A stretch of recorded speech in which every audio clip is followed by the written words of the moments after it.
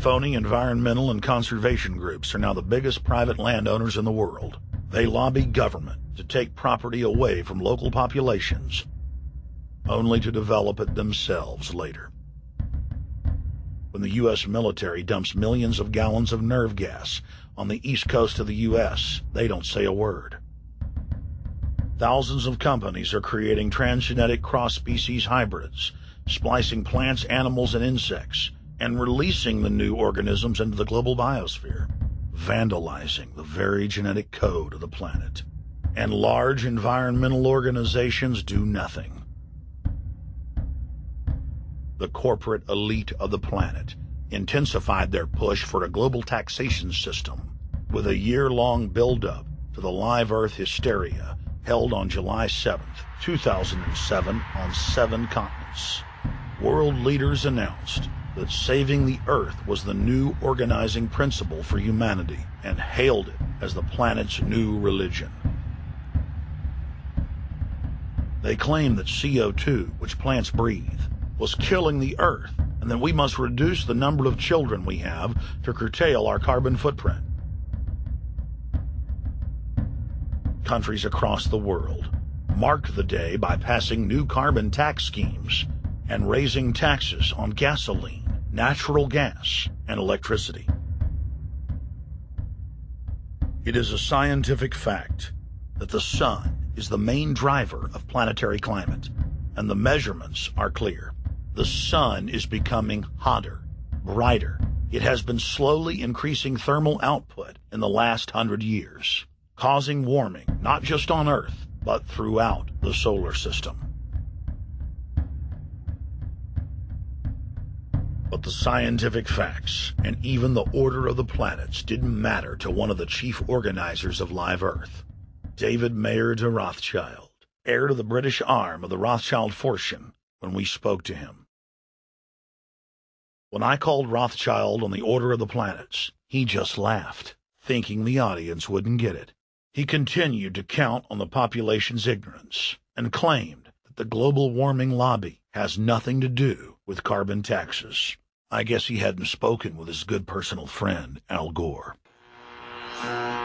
Global warming, the time for debate is over. I think what you have to realize is that being environmentally sensitive and making money aren't mutually exclusive. There's a lot of money to be made in addressing this issue. But you guys are gobbling up all the world's concern to just simply line your pockets and make kids read your book in schools and do all this. It's a business, just like you said, Rothschild.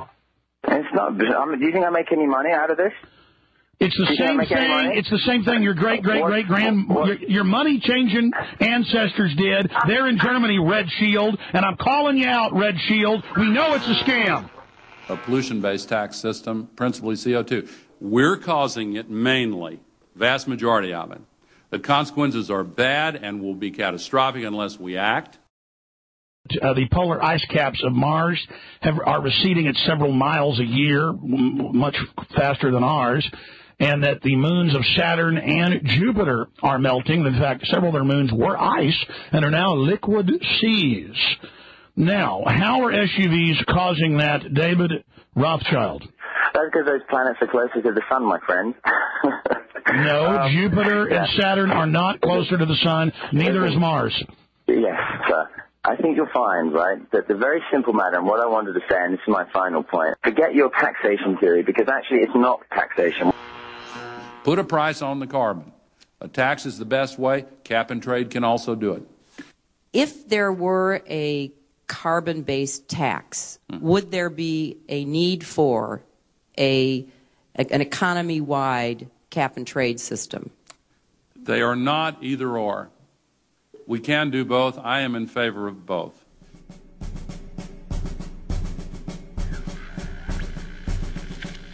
The architects of the New World Order are in a race to complete the structure of world government so they can suppress the independent development of technologies that threaten their monopoly of power, while at the same time steering new developments in the direction the architects chart for humanity.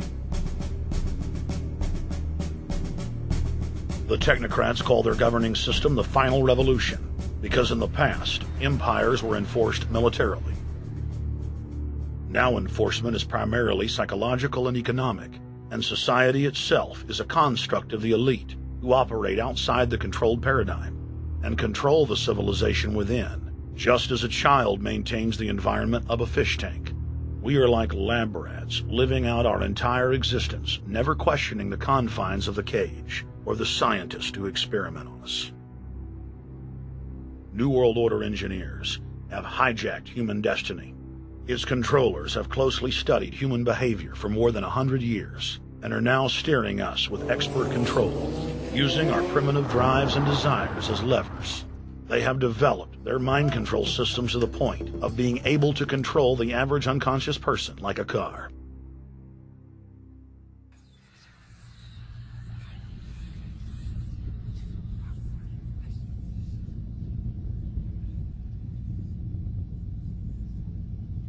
Eugenics dominated the 20th century. Its ruthless spirit has now metastasized into the fields of genetics, nanotech, and robotics. But that's not surprising. From their inception, all three disciplines have been dominated by eugenicists.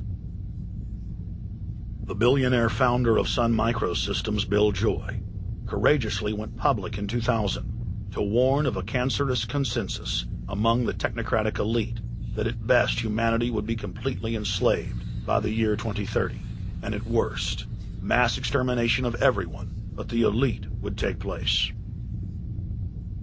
A who's who of the techno-elite are members of what is known as the transhumanist or post-humanist movement. Many of its adherents see only the beneficial aspects of technology's exponential rise, like bringing sight to the blind, sound to the deaf, and longer life for all. But what many of them don't know is that master eugenicist Julian Huxley founded transhumanism, and that society's controllers openly admit that the new system is designed to progress into absolute tyranny.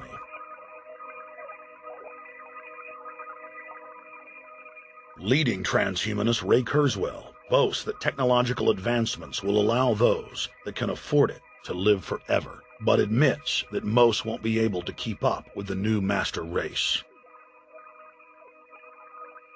The drive for world government is now all about who will control and have access to radical life extension systems. Biological evolution is too slow for the human species. Over the next few decades, it's going to be left in the dust. Transhumanists believe that they will attain the fountain of youth by merging with technology. Now, it may be within their reach. Decades ago, transhumanists said that if you did not accept augmentation or enhancements, you would no longer be able to get jobs. And now it's happening today. The elite who occupy the commanding heights of digital reality are suicidal nihilists. Suicidal nihilists know that there is no longer any substantive purpose to their willing, but they would always prefer to go on willing than not to act at all. They can very happily ally themselves with the notion of nuclear holocaust or perfect exterminism. Technology has become so powerful in its capacity for destruction that free humanity cannot afford to let psychopathic technocrats with delusions of grandeur repeat the mistakes of their forebears, because it is highly probable that this time they may destroy everything, including themselves in their mad rush for godhood.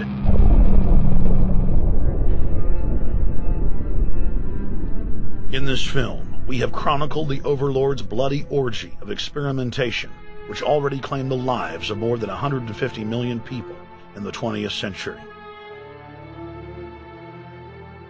And now, they are promising to deliver an invincible tyranny that will dwarf their past exploits. In the days of World War II, there were sovereign nations and armies to stand against Hitler's final solution.